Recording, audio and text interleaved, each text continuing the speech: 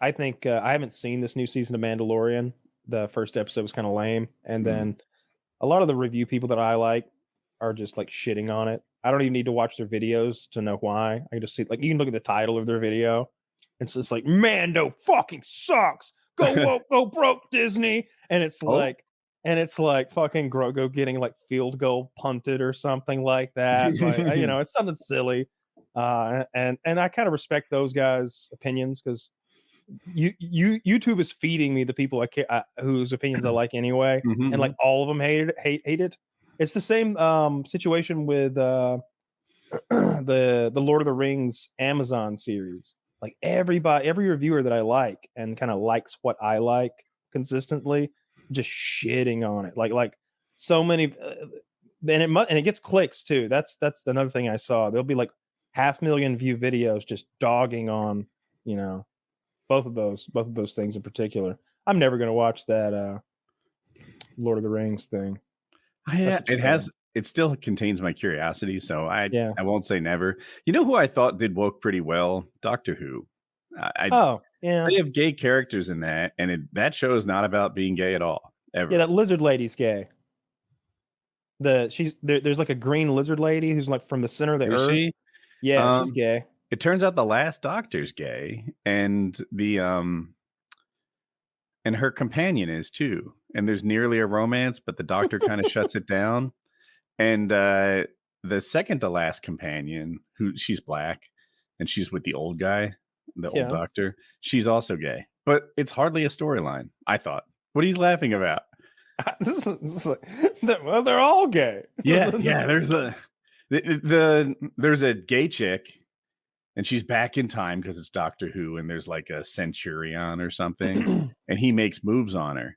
And she's like, nah, I'm gay. And he's like, really? You just have sex with one gender?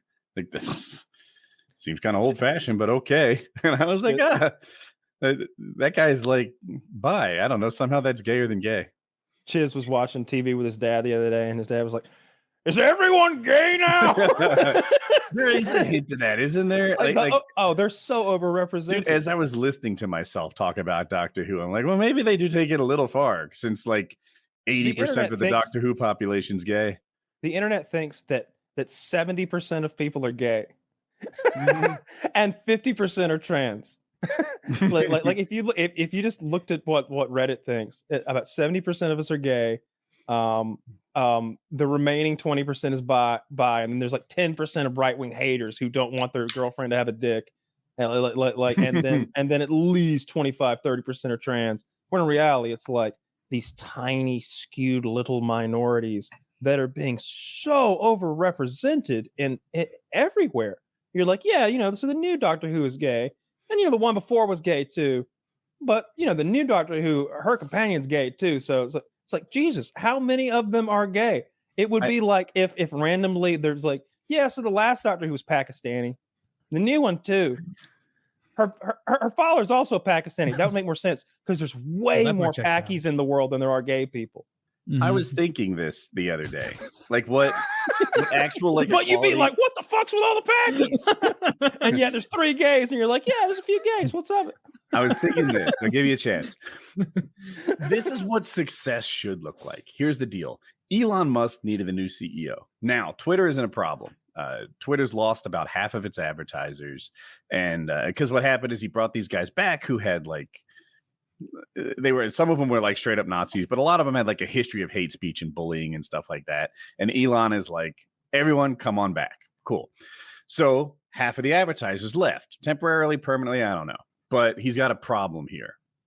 He has a problem in that people don't want to advertise on his platform. So he needs a new CEO. His other problem is he's stretched too thin. Say what you will about the man. He's running Tesla, SpaceX to some extent, the Boring Company, and Twitter. He's busy. He needs a CEO to handle a lot of the shit that Twitter has going on. So he taps this person who's from, I guess, NBC Universal or something like that. And specifically, she worked with the advertisers on that platform. And I think it was maybe even the digital platform and the advertisers that she worked with.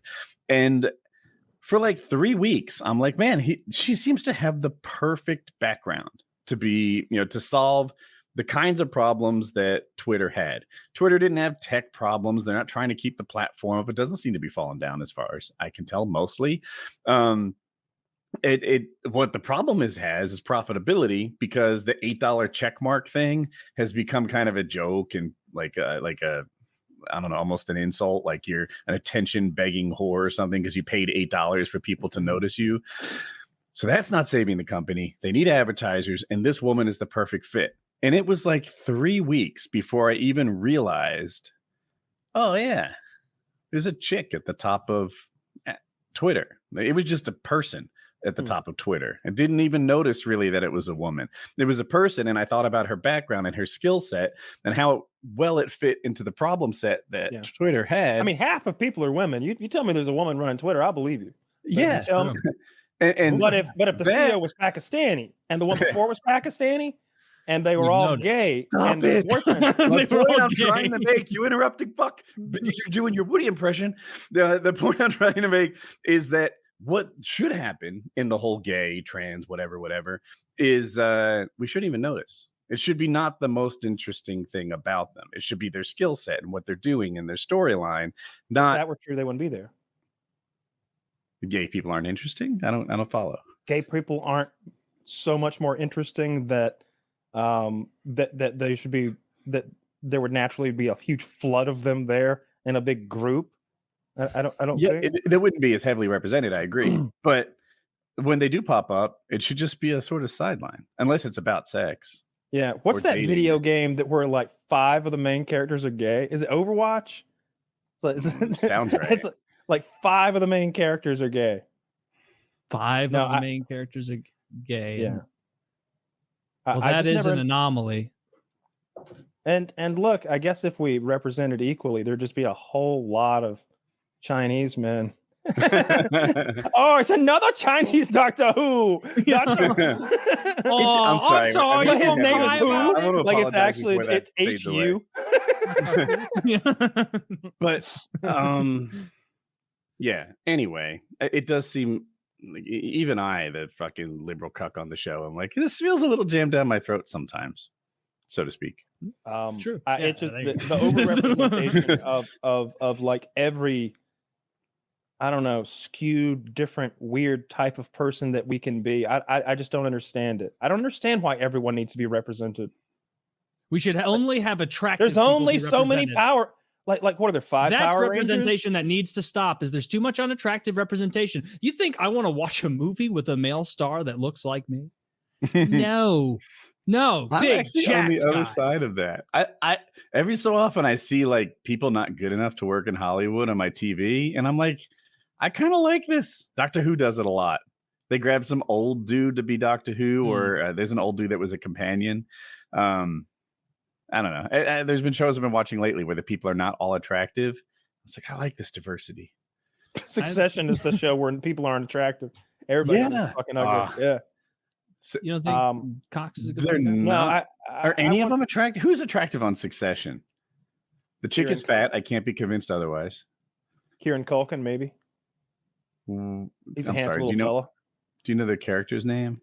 He'd be like the youngest, like he's the short one, Roman of them all. Macaulay Culkin's brother. I don't find any of the main brothers attractive. Maybe Kenneth, but I don't know. I haven't seen it before. I think I watched like 10 minutes of the first episode, and it didn't really click for me. I'm aware it's a really highly regarded show. Like, I plan to watch it at some point. I really need a violent alpha male to take charge. Rick would have fucked somebody by now. I need a Clint Eastwood. Yeah. Rick wasn't what we think is an alpha male, but back in the 70s, he wouldn't even fucking cut it. When Clint Eastwood rode into town, you remember what he did? You wish. Clint Eastwood rode into town. He did murder some people, but before he got to that, he immediately raped a woman. Damn, he wasn't a good guy? He is the good guy. But was she a bad maybe we have person? different definitions of good. I'm telling you, he's the good guy in this movie, and the first thing he does when he rides into town is rape a woman. First of all, it's the one Hyde. is it High Plains Drifter? I think it's High Plains Drifter. It's the one where the town called Lago, where they had whipped the sheriff to death, and Clint Eastwood was the dead sheriff's brother, but he doesn't. That's lightly hinted at. They never even say that out loud. He rides into town and offers his assistance because the 3 outlaws are getting out of prison and they're coming back to the town for revenge against the whole town. And he's like, I could help because they've seen like he immediately guns 3 men down in town and they know he's a gunslinger and he takes full control of the town. He makes a midget the mayor and then he makes the midget the sheriff and the midget's on the bar. I'm the mayor and the sheriff. And he's like going to every store in town. And he's got the real sheriff with him, and he's like piling up the nicest saddle, and I'll take 15 of them rifles too, and 500 rounds of ammo. He's buying everything, and a cigar too, and one for you, sir. And then it gets to the point where they're all right, that'll be they're also so happy they're selling the shit, $87, and the sheriff goes free of charge, and they just do that everywhere in town. They steal from everybody, all the drinks are free, and he's just running them into the ground like that. And this lady. As soon as he walks into town, this lady sees him, and he's like sexy Clint, right? He's got the full like bristly beard, he's got the poncho on, hat pulled down low, cigar. He's doing coke at the time, so he's very lean, hollowed out, and he's gaunt. He's gone as fuck, but he's got that desert tan. He's into Italy for these. I think these are filmed in Italy. He bumps into this chick because she bumps into him on purpose. She wants attention so bad, and he's not even looking. He's going full Sigma male. And she like bustles up into him and literally like body checks him on purpose and goes and like curses at him. Oh, watch where you're going. And like maybe says he stinks or he's dirty or he's like something. And he's like, if you wanted to get it acquainted, all you had to do was say so. And she's like, acquainted? Yeah. And he just grabs her and drags her into the barn and fucks her. I just watched it. I scanned through it. Kyle's recollection, as per typical, is perfect. She's like, not from you, whiskey breath. And he like grabs the underhook, drags her. She's not even like walking. She's like getting dragged heels clicking. Yeah, just like he's basically dragging her in. And then he throws her down in like a stable with a bunch of hay in it and fucks her while she resists. She fights back, but it's not working. And he's Clint Eastwood. He can't be stopped. So as he's pounding her, he wins her over, and she starts like sexily clawing at his back and pulling his hair because I guess she's kind of into this. Maybe she's got a kink. And yeah, her husband's outside. Is that true? I didn't catch that as I scanned by. Does he murder him afterward? Oh, there's a whole. Well, he can't, but there's a whole thing where like he wants to, and they got he. I think her husband owns or / runs the motel hotel in town, which of course Clint's like, I'll take the total top floor. He's like, there's people in them rooms. Get them out. So it's great. But when you see the bad guys, infinitely worse than him. So much worse than him. So he, as a rapist, murderer, has got to set things right in this backwards town. The town of Lago. I promise you, this is a wonderful film. I can't. It might be High Plains Drifter. I get them all a little mixed up.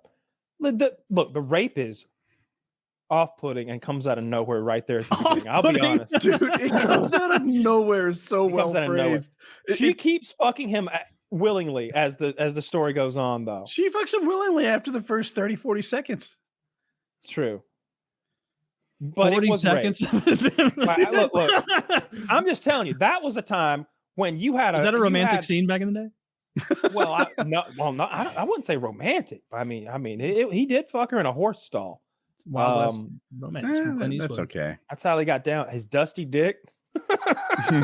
Gave her that dusty trail dick. And she's got a horrid yeast infection. That fucking Oregon trail cock. Yeah, he's not clean. He's still got fucking like leeches on there from fording the river. And he's gonna cram it into that dusty snatch. Man, it's funny stuff that like older movies and how that shit wouldn't fly today. Like we have a whole new level of if consent is achieved like after a minute in, like that's not okay. You know, like that doesn't fly by modern standards. Or the big one for me is Revenge of the Nerds. If you haven't seen this movie, I think it was from the 80s. these nerds go to college. They're not getting respect. They decide to form their own fraternity, and it's the nerd fraternity, and they're still not getting respect. And they realize that if they want to run shit around here, they need to win the games. And there's like a drinking competition and this, that, and the other thing. And at the very end, there's a fundraiser maybe, and in a carnival. So head super nerd, like Rick Moranis looking guy, dresses up in a Darth Vader costume, which is what Super Jock is also wearing. And he gets Super Jock's girlfriend in like this bouncy castle moon room and fucks her because she thinks it's her boyfriend.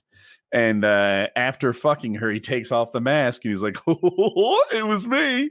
And she, of course, is enamored. So, I think he explains that all jocks think about is sports and all geeks think about is sex. That's why we're so good.